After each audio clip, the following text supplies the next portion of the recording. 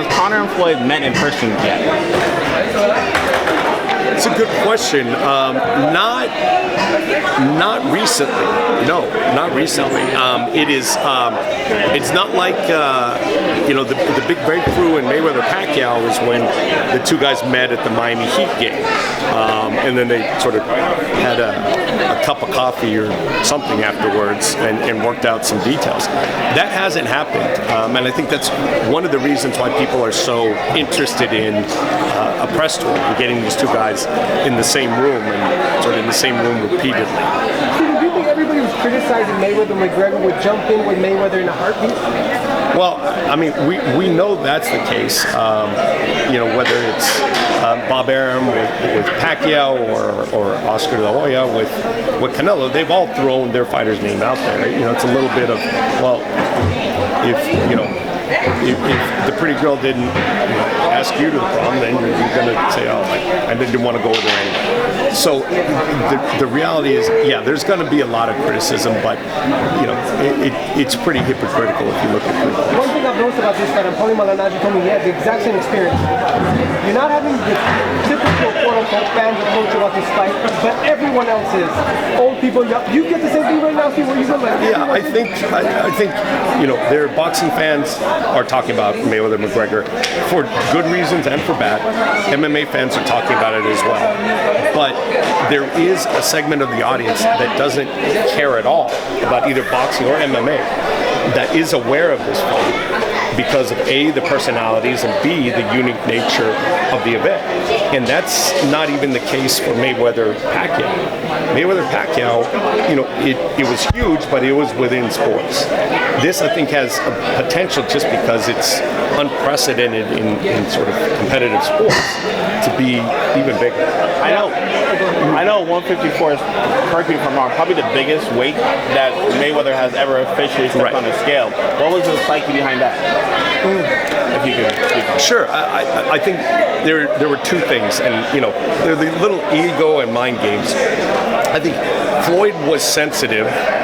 And was sensitive, or at least anticipating criticism if it wasn't 154, because then people would say, "Oh, he shrunk him down." He hears that about Canelo sometimes. So let's take that argument.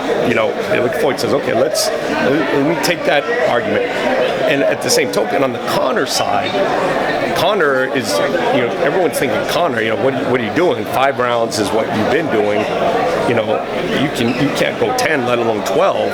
I think from the Conor side is a little bit of ego and said, screw you guys, I'll agree to 12. I can do 12 rounds.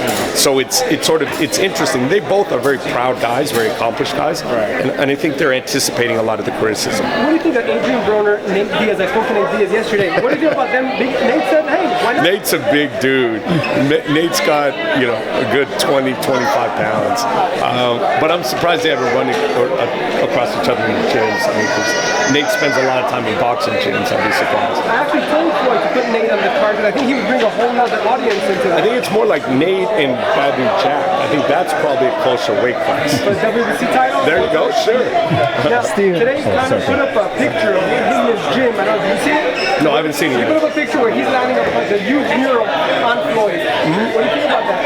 Look, he's a great marketer. Conor's a great marketer, and I think people are going to be surprised.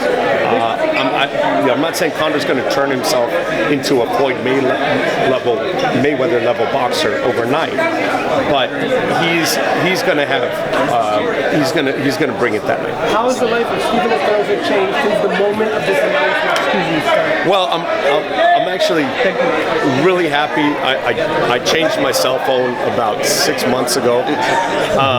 So anybody who had my cell phone number from the Mayweather-Pacquiao fight, no longer has it. So actually, my life is pretty manageable until that number gets out there again. Steven, there's some kind of punches I believe that kind of blur the lines as far as in MMA and in boxing. Like the Superman punch, I believe is still legal in boxing. The spinning back fist, I believe, is still legal in boxing. Does that come up at all in negotiations? No, it's standard boxing rules, so there's nothing there. I've been talking to some guys about this. I think a Superman punch, talking to Paulie about it, I think that's well within the rules. A back fist probably wouldn't be, but there's a lot of, there's a lot of different things that can be done to throw off timing and come from strange angles. I mean, I can guarantee Floyd's never seen anyone coming and throwing a Superman punch before. Are you concerned with him instinctively? He's a UFC fighter, MMA fighter, that he might just let one go, just out of instinct? It's a question. It's a question. I mean, look, from a technical standpoint, I think one of the really interesting parts of Conor's training is the balancing of the weight. It's one thing when you're defending against takedowns and preparing at kicks, your weight's different. When you're just purely in a boxing stance, he's got to learn a different distribution of weight. Or, he comes in with something very unorthodox, and maybe it's something that Floyd isn't quite prepared of.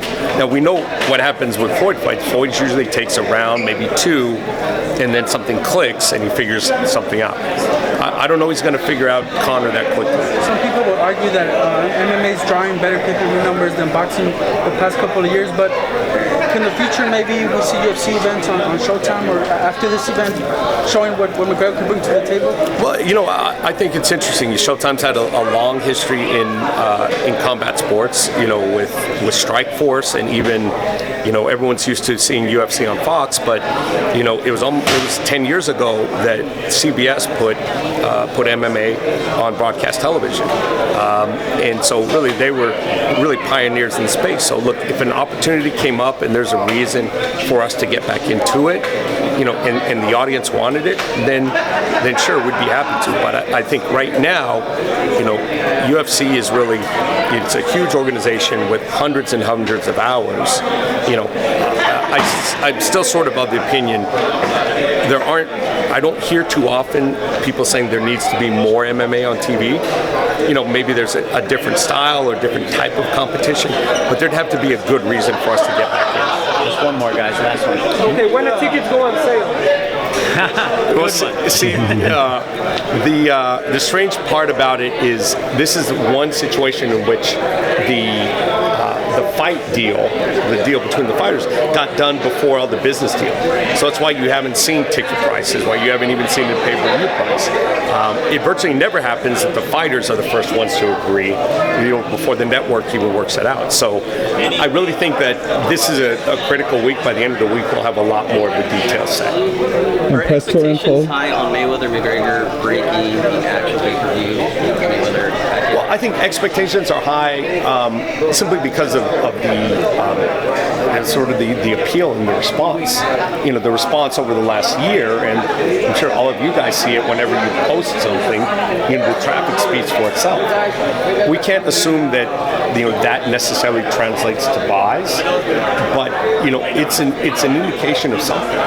So we're preparing for a massive event. I know we've gotten calls from A+ level athletes and celebrities already, and those kinds of names, the athletes who go by one name, those guys don't call 2 months before anything for a ticket. And the fact that we're getting calls now from those guys, there's a level of enthusiasm about this fight that we really haven't seen before. And what's the realistic chance of McGregor actually landing that punch, that Hail Mary punch? You know what? It all depends on largely one thing, and that's what has happened to Floyd in the last 2 years. Floyd at his best, Canelo couldn't hit him, and everyone was convinced Canelo was going to be too strong, too big, too young, and Canelo had a hard time touching him.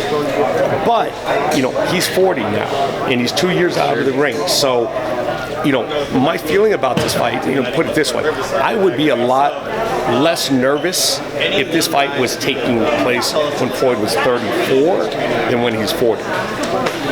You think that Conor McGregor is coming over to the UFC or to boxing to try to get some kind of union in the UFC? Because I know know that the UFC doesn't have any union. You know, I know there's been a big movement for that. You know, and there's some logic to it. I mean, on safety issues and pay issues, you know, makes a lot of sense. But I think more than anything, you know, maybe, you know, this maybe signals a new era or a new stage in UFC where it becomes a little bit more fighter-centric. I think that would be a positive development for the sport. Okay, not just for Steven, but for the Conga Room. They've asked us to now vacate, so we're going to have to ask you guys to take off. We appreciate it. Thanks, guys.